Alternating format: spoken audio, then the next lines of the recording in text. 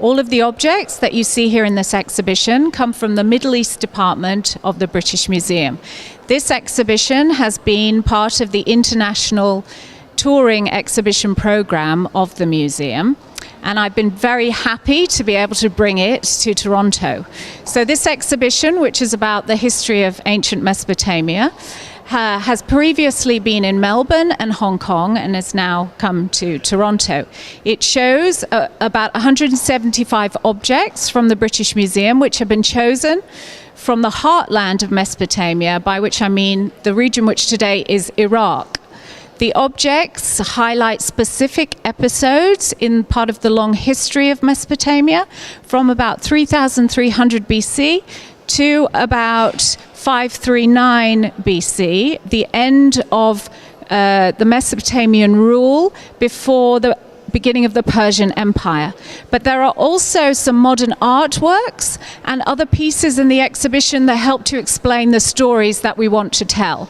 So this exhibition was, as I say, originally in Melbourne, and I chose objects from our collections in the British Museum. Some are from the exhibition galleries, some are from storerooms, some have not been anywhere before outside of the museum, and usually they would not be shown together.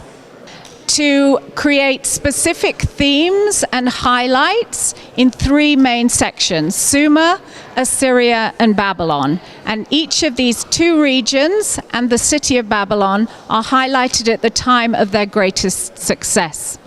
So it's obviously a very big challenge to bring a huge exhibition around the world. It's a fantastic opportunity to share our objects with people all over the world. And the objects range from very small cylinder seals and pieces of jewelry to huge wall reliefs like this one you see behind me.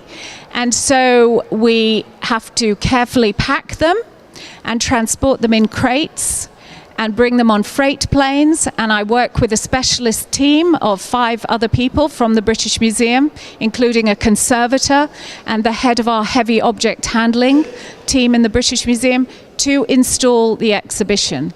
So in each venue, everybody adds their own elements and interests, and I work with each museum to make sure that they have an exhibition that they're very happy with. So here in the ROM, they have also added some objects from the ROM and from the University of Pennsylvania Museum in Philadelphia, and from the Oriental Institute in Chicago and the Detroit Institute of Art. So here the exhibition looks different from where it was before, and each venue has its own kind of imagination and elements that they add. But at the heart of it are the objects from the museum. Ancient Mesopotamia laid the foundations for society and civilization as we know it today.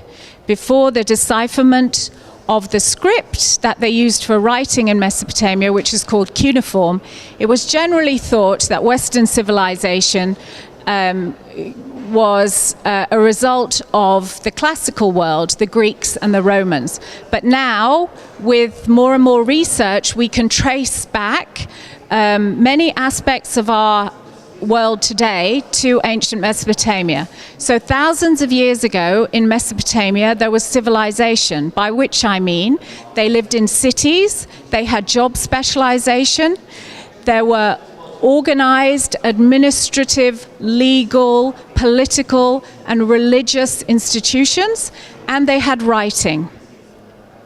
And this is essentially the definition of civilization. And now we can decipher the writing. Since the excavations of the mid-19th century and the decipherment of the script, which is known as cuneiform, we know more and more about ancient Mesopotamia.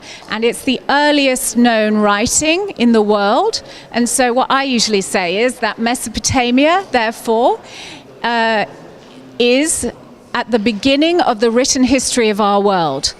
And we can trace many developments that we have today back to their origins in Mesopotamia. So in this exhibition, you will see examples of that, of knowledge, mathematical, astronomical, astrological, that we can trace back to ancient Mesopotamia.